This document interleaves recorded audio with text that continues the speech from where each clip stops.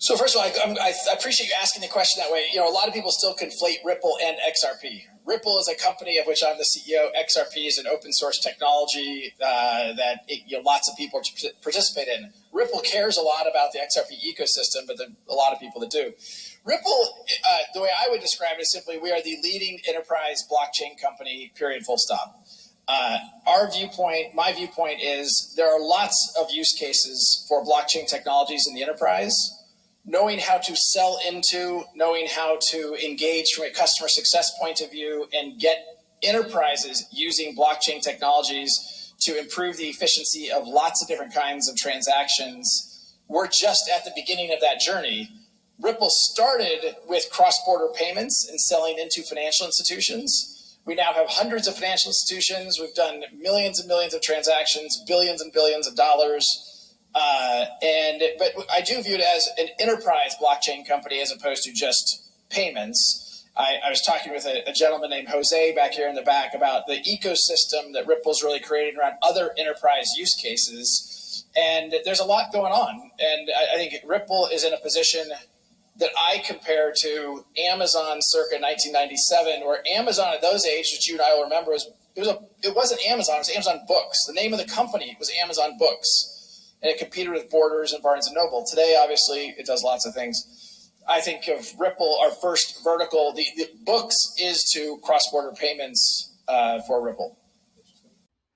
Hey, everybody. It's Eddie from Tokyo. This is your cryptocurrency update from Japan. And that was the CEO of Ripple, Brad Garlinghouse, in a video that had only reached 832 views. But you can see the vision. Cross-border payments. It is what books were to Amazon in 1997. And obviously, it does a lot of things now, right? Same with Ripple. It's going to do a lot more types of businesses in the blockchain ecosystem. Case in point. Here's a current open position, one of two exactly like this. Senior DevOps engineer for RippleX. RippleX is the arm that incubates a lot of these businesses. And you can see that RippleX is a division of Ripple focused on accelerating the adoption of the digital asset XRP and the XRP ledger. So this company is much more than a cross-border remittance company, and they're going to use the digital asset XRP and the ledger to get there. At the time of this recording, the market is really trying to go green. We've got a pretty fair amount of gains trying to happen, and we've got one token in particular that is really soaring, and that is Cell. That is part of the Celsius network. Now you say to yourself, well, isn't that the company that filed for bankruptcy and is trying to restructure? Yes, it is, and that token is up 32%. Why? Have a look. It rallies after Celsius asks the court to let it return $50 million in crypto to people who had those digital assets custodied on the site. This move has left a lot of the holders with a little bit of hope. In the last 24 hours, attorney John Deaton was on the Paul Hastings channel. That would be the YouTube channel. This is a consultancy firm that is focused on issues that help clients drive innovation, create value, manage risk. They spend a lot of time to understand the business of their clients and the goals, and then they provide the services that they need to move them forward. But the conversation that they had, short, brief, was very interesting. And I clipped just a little bit of the key points for you. Have a listen. Yeah, Tom, so as you know, since we represent parties in SEC matters, things have occurred in the Ripple litigation that you just don't see every day. It's truly incredible. And part of that is because of the fact that Ripple has the wherewithal to defend itself in the case, which is not always true in SEC litigation, and is not true in a lot of the SEC's litigation involving cryptocurrency tokens. Over the course of litigation, we've seen a number of pretty wild things, including some discovery battles that have been very interesting. Ripple has gotten access to things that most defendants in most SEC cases don't get access to. But another part of the case that's fascinating is John's involvement and the involvement by John's clients currently as amicus participants in the case. And so it'd be interesting to get John's views on the case. So when you go on the SEC website, you'll see the motto that the SEC is the investor's advocate. Well, you represent investors in the Ripple case, XRP token holders. What do you think? They're there to protect investors, and what they're doing is the opposite, because I believe that the SEC and Gary Gensler are engaged in this jurisdictional land grab, if you will, of the cryptocurrency market. And these XRP holders are caught in the crosshairs of that, jurisdictional grab. I had a really nice Ask Me Anything format video yesterday with two young entrepreneurs from Australia that have struck a partnership with Visa. You can spend fiat and then get 3% back in XRP or other various crypto. And I need to just make it clear that this is not a shill, and nor was I paid for it. In fact, I volunteer just about 20 hours of my time monthly to highlight different companies, different projects, different people that are adding to the XRP ecosystem. Why? Because we need to have a direct impact on supply, because supply has a direct impact on demand. Supply and demand have a direct impact on price. This is one of the reasons why I like to feature a lot of companies that are showcasing different use cases. Somebody said they were going to unsubscribe to me because I was just a paid shill. You know what? You'll know when I am sponsored because I am always letting people know when I am. But I can tell you, you're going to see a lot more projects that are built on the XRP ledger or that use the digital asset XRP, because that is what I do.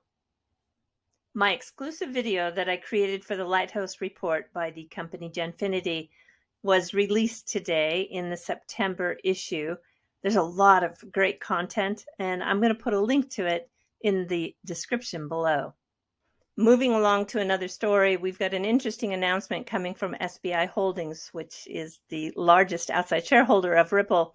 They're participating in a Monetary Authority of Singapore, that is what's called MAS.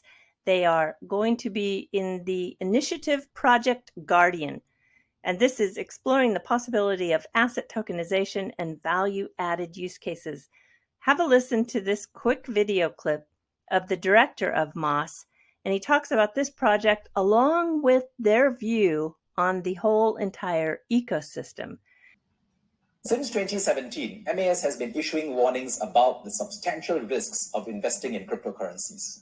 MAS regards cryptocurrencies as unsuitable for use as money and as highly hazardous for retail investors.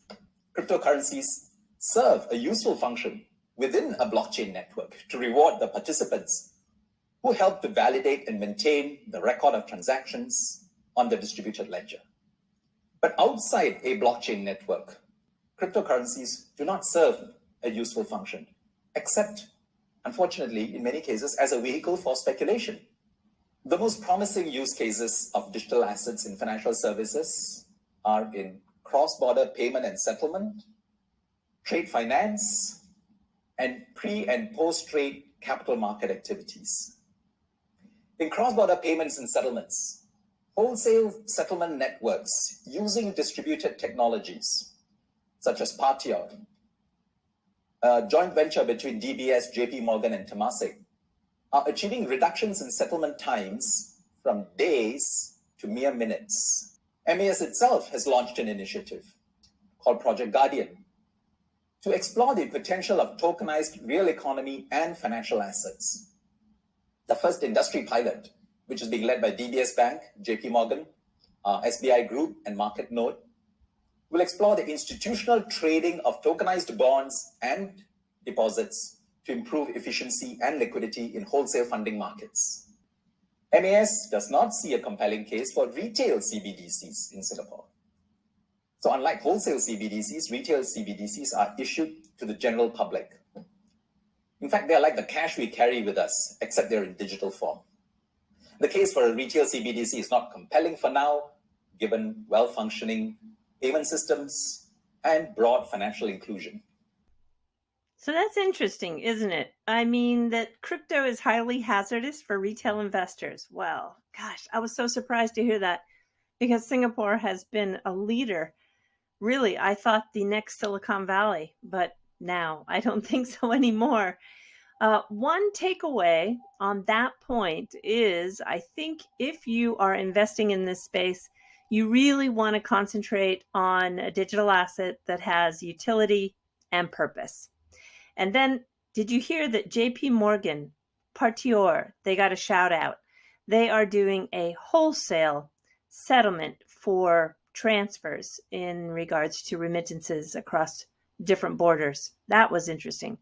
And then the SBI, just so you know, the technology that they're using was built on R3 and Settle. And the Settle technology is an open source technology. So, yeah, that's also interesting. And then the fourth point, wow, CBDCs are not compelling when it comes to retail. That, of everything I heard, number 1 and number 4 were surprising. All right, so everybody, let's jump to the fluff. I want to share with you something that I did yesterday. I have a friend in Tokyo, and well, we'll call her Tammy. I'll give her an American name for the purpose of this video. She is Japanese. She was born and raised in the Hiroshima area and works now in Tokyo. And she took me out to lunch to a very, very nice place in Ginza. I tell you, it was quite the experience. And I just really just want to share it with you because if you ever get the chance, this is one of these 2 thumbs up. And it came with a very surprising bonus, if you will. The interior was so spectacular.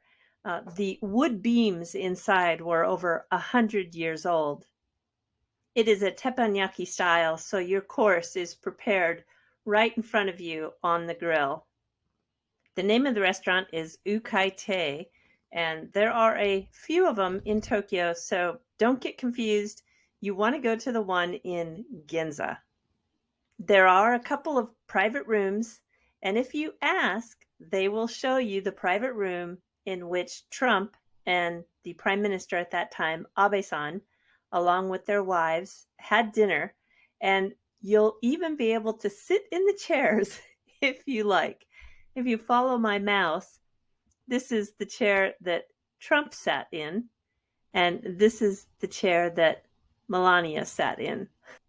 It was fun to see the room since I had seen a lot of the pictures only in the press.